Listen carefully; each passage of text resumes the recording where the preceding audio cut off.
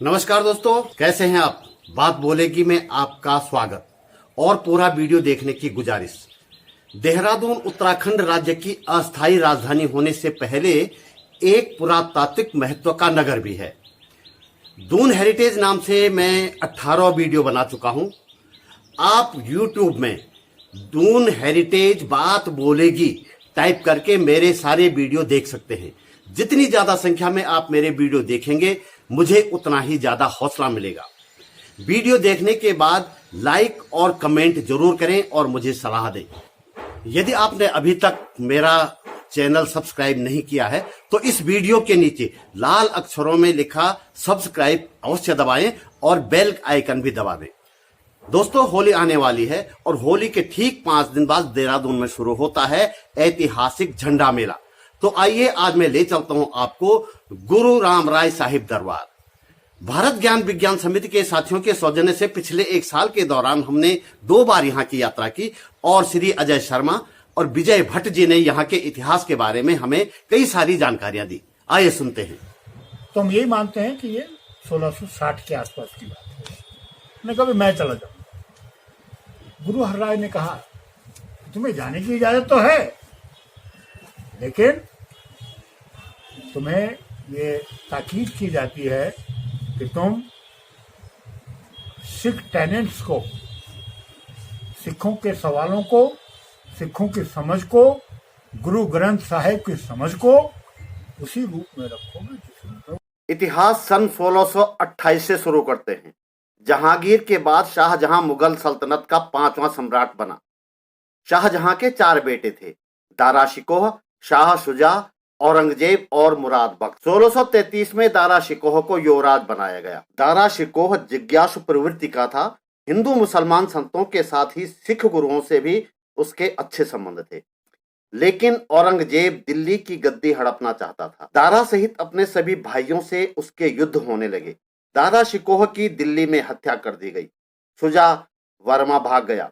दारा शिकोह का बेटा सुलेमान शिकोह गंगा किनारे किनारे होता हुआ श्रीनगर गढ़वाल पहुंचा। राजा पृथ्वी शाह ने उसे शरण दी, लेकिन औरंगजेब ने राजा जयसिंह के नेतृत्व में गढ़वाल पर आक्रमण कर देहरादून पर अधिकार कर लिया। बाद की कहानी यह है कि सुलेमान औरंगजेब के हाथ लगा, उसकी हत्या की गई और देहरादून गढ़वाल राजा को वापस मिला। अब औरंगजेब ने उन सभी लोगों को निशाना बनाना शुरू किया जो दारा के नजदीकी थे। उनमें सिखों के 7वें गुरु हर राय भी शामिल थे। औरंगजेब ने गुरु हर राय को दरबार में आने का फरमान जारी कर दिया। गुरु हर राय के बड़े बेटे गुरु राम राय विलक्षण प्रतिभा के धनी थे। उन्होंने मुगल दरबार में जाने की चुनौती स्वीकार कर ली। गुरु हर राय ने सिख पंथ की मर्यादाओं का पालन करने की हिदायतें देकर उन्हें मुगल दरबार में जाने की आज्ञा दे दी। कहा जाता है कि 16 वर्ष के राम राय ने औरंगजेब के दरबार में एक प्रसंग के दौरान गुरुवाणी में वर्णित माटी के मुसलमान की जगह माटी के बेईमान कह दिया। इस पर गुरु हर राय नाराज हो गए। उधर सम्राट औरंगजेब गुरु राम राय की प्रतिभा से इतना प्रभावित हुआ कि उन्हें दिल्ली में मजनू के टीला नामक स्थान पर अस्थायी रूप से ठहरा दिया। गुरु हर राय के बाद सिख पंथ की गद्दी गुरु हरिकृष्ण को मिली। उस समय उनकी उम्र बहुत कम थी और मात्र 3 साल बाद ही चेचक से उनकी मृत्यु हो गई। उनके बाद भी गुरु राम राय को सिख पंथ की गद्दी नहीं मिल पाई, बल्कि उनके चाचा गुरु तेग बहादुर को 9वें गुरु के रूप में गद्दी नशीं किया गया। उनके बाद उनके पुत्र गुरु गोविंद सिंह गद्दी नशीं हुए। अब तक दिल्ली में रह रहे गुरु राम राय निराश हो चुके थे। उन्होंने गुरु नानक के पुत्र श्री चंद द्वारा शुरू किए गए उदासीन संप्रदाय को आत्मसात कर लिया। यहाँ यह उल्लेख करना जरूरी है कि गुरु राम राय दरबार में आज भी नियत समय पर श्री चंद जी की आरती होती है। उदासीन संप्रदाय अपनाने के बाद गुरु राम राय ने औरंगजेब से दिल्ली छोड़ने की इजाजत मांगी।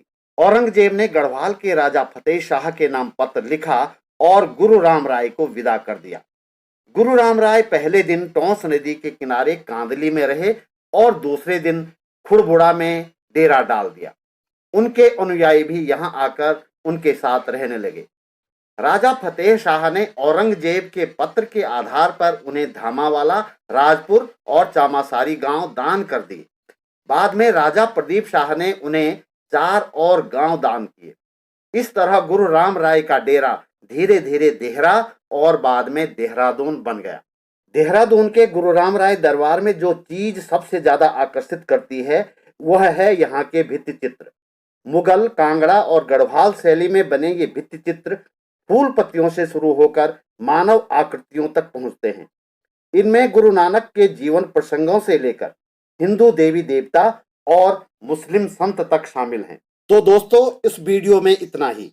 जल्दी ही फिर मुलाकात होगी कुछ और जानकारियों के साथ। तब तक नमस्कार, अपना ख्याल रखिएगा और इस चैनल को सब्सक्राइब अवश्य कीजिएगा।